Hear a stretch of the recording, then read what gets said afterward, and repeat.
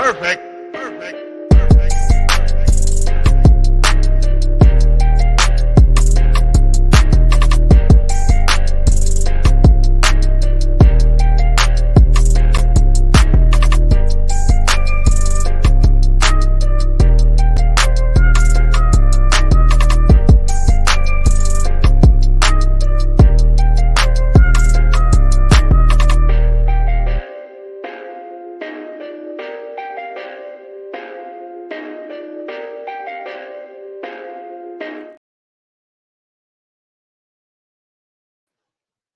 What's up, peeps? How y'all doing, man? Welcome to another edition of SWACTalk. Of course, this is the show we cover the SWAC inside and out. I'm your tour guide around the SWAC Sea Wells coming at you, and we have another schedule to take a look at. We have three schedules that are that haven't been officially announced yet. So we'll wait till those come out to talk about those. Of course, the SWAC dropped their master schedule earlier this week, but we still waiting on some finalization and confirmation on a couple schedules. So I don't want to really talk about them fully until they officially release. So we'll do that when we get to them. But today we're going to talk UAPB. Golden Lions, they announced their schedule yesterday, so we're going to take a look at it and use my SWACTalk schedule ranking numbers to show how I feel about the schedule, and I'll share my thoughts on the schedule itself, and we'll go from there. I'm also working on a top 5 quarterbacks from each school, so I already got my Southern video done. Y'all can check that one out. Link in the description. Also, I'm working on my Bethune-Cookman video right now, and I'm working on my Valley video. So if you follow either of those schools or any other school, and you want to give me your ideas of who you think should be on my top 5 list, you can hit me on my socials. Facebook is SWACTalk, Instagram SWACTalk, or Twitter SWACTalk76. Or you can shoot me an email at swactalk76@gmail.com. Anywhere, any of those spots, you can drop suggestions, information on guys, or anything. So help me put this list together and make a great list. So I'm going to do a top 5 from each team. So like I said, got Bethune-Cookman probably gonna be coming Sunday, and Monday or Tuesday probably be Valley, and then we'll go from there. Also, I said it before, but I'm gonna continue to say it just so you guys know. I'm doing my basketball content more at bustingbrackets.com. I have my power rankings article up yesterday, so you can go check that out. I have 3 articles on the site now, so make sure y'all go check those out. Bustingbrackets.com. Like I said, I'm doing all my SWAC coverage there. I will be still talking about SWAC basketball here, but I'm going to use this more for football and things like that. And my more in-depth basketball stuff probably be over there. So if you want to, get my thoughts on a lot of different things, you can peep me out there. And it definitely goes a long way in helping me continue to grow my little corner of the site over there at bustingbrackets.com. You can also subscribe to the channel if you haven't done so already. We rapidly approaching 1,200 subs, so thank y'all for that. Thank you in advance.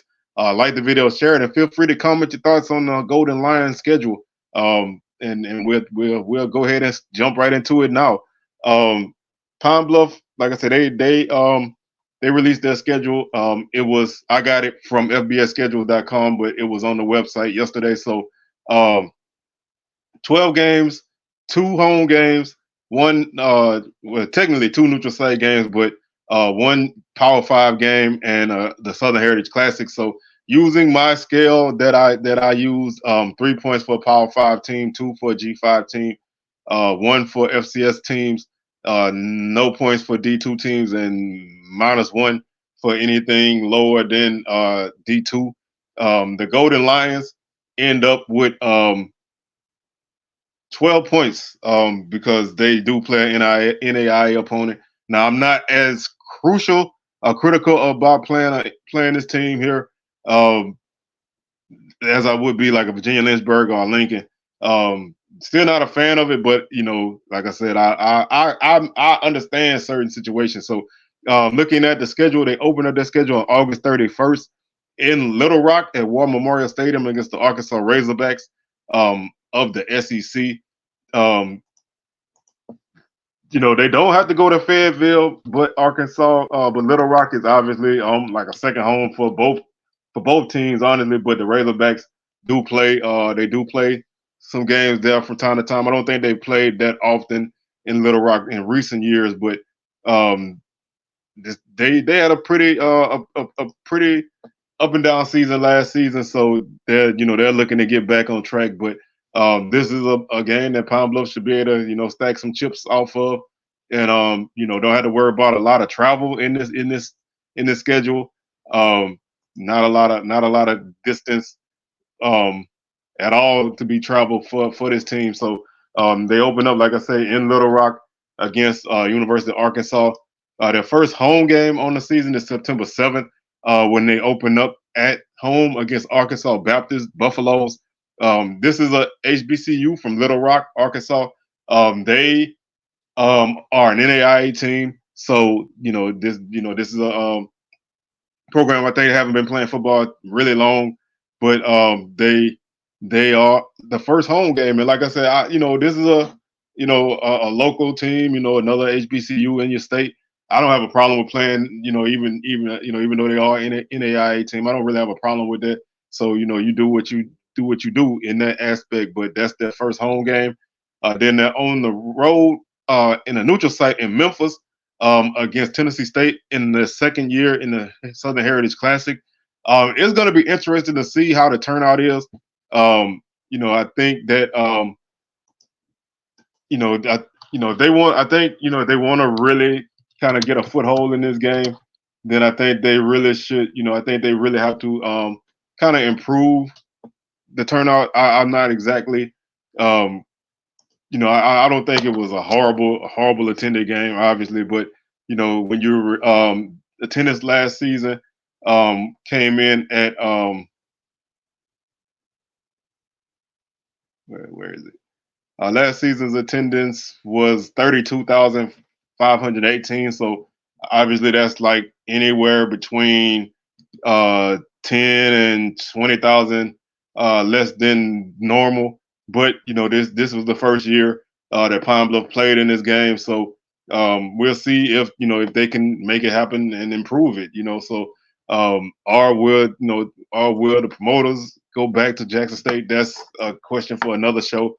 Not really necessary to talk about that here, but that is their third game on September 14th. So hopefully the turnout is great.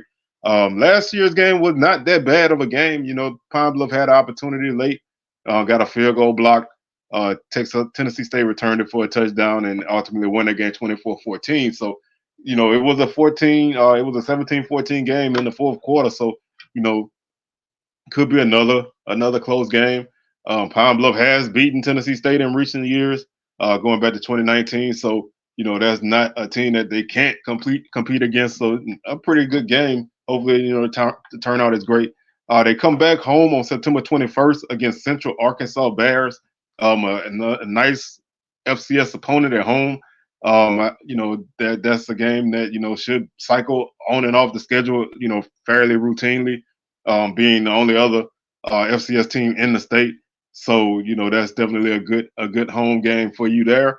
They get a bye week on September 28th. October 5th, they go to Alcorn to take on the Braves. They come back home on the 12th to take on Prairie View Panthers. They go to Grambling on the 19th of October.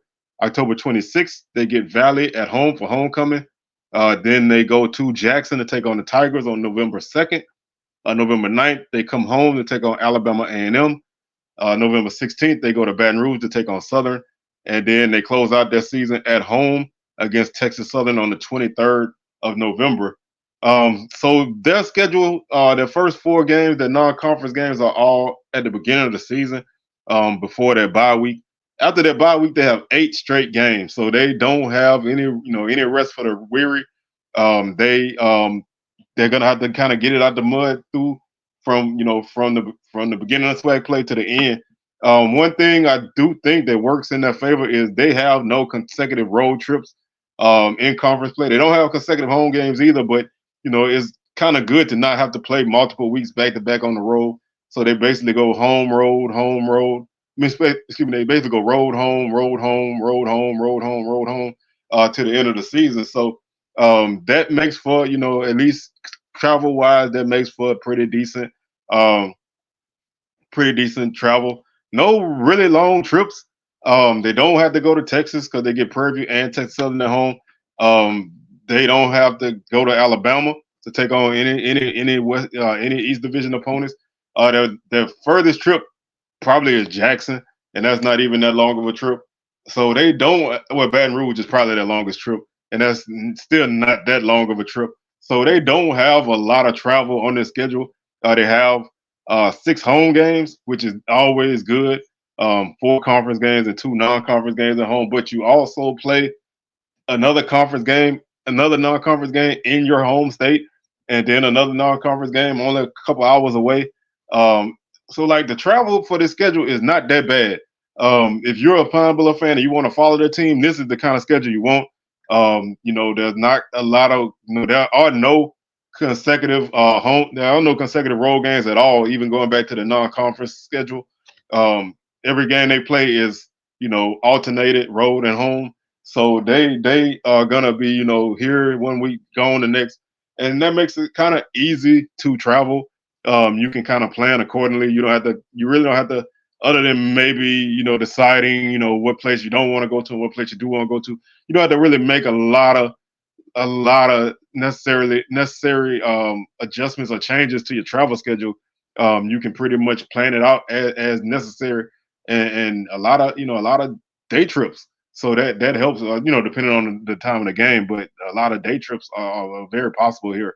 So I like that portion of the schedule. I'm not a fan of playing 8 games in a row um, to end your season. I wish a bye week was scheduled somewhere like in the middle.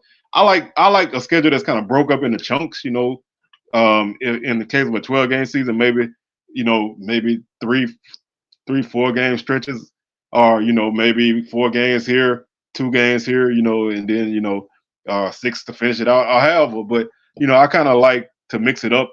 But you can only work it how you work it. So it's not a murderer's row. I mean, obviously, when you look at their East Division opponents, they get Alabama A&M and Valley, who 2 teams who are kind of in flux. A&M, we don't know what the Bulldogs are going to be. This could be Coach Manos last year. I'm not really trying to speak that into existence, but a lot of people starting to say that. Jackson State is, your toughest East Division opponent, and that's on the road. Your other 2 are at home. So you do get some solid, you do get some easier home games. Um, your tougher games in conference are all on the road. Last season, all those games were at home, so that's the nature of the beast. The home schedule is not necessarily great, though. They get a lot of games at home, but it's not necessarily the sexiest home schedule. Probably, in terms of name, you don't really have a big home game in that regard. Now you do get Prairie View, who is who's won the West Division 2 out of the last 3 years. So I don't know how much weight that carries, but name wise, that's there. Central Arkansas and Arkansas Baptist are 2 local teams. I don't know what kind of fan bases either one of them is going to bring to Pine Bluff, but those may generate some interest. So it's not necessarily the schedule like you had last year, where you had Alcorn, Grambling, and Southern and Jackson all at home. So you don't have that, but you still get 6 times to see your team play, and anytime you can get more than 4 or 5 games at home, it's a plus, and especially in that 12-game schedule. Only one FBS game, which I'm not a fan of Power 5 games, but only one is fine. Like I said, I understand the first home game, and then you have 2 FCS games in non-conference. So again, 12 points for this schedule. Arkansas Baptist, that team did go 1-5 last season, and they were 1-7 the year before. So not a great team. So should be I don't want to say easy, but should be a good win for Coach Hampton at home, which would be his second home win, because they did beat Miles at home last season. So should be a good opportunity to open up your home slate coming off of that FBS game. But we'll see how this shakes out, and of course we're going to cover the Golden Lions more once signing day and everything comes around. And we're still awaiting confirmation and announcement from the schools on schedules from Prairie View, Texas Southern, and Alcorn. I do have a general idea of 2 of those team schedules, but I want to make sure that we get everything all properly announced before I fully go into them, so I don't have to backtrack. But with that being said, man, I'm your tour guide around the SWAC, C Wells, coming at you. And thank y'all for tuning in, and we'll catch y'all on the rebound. Peace.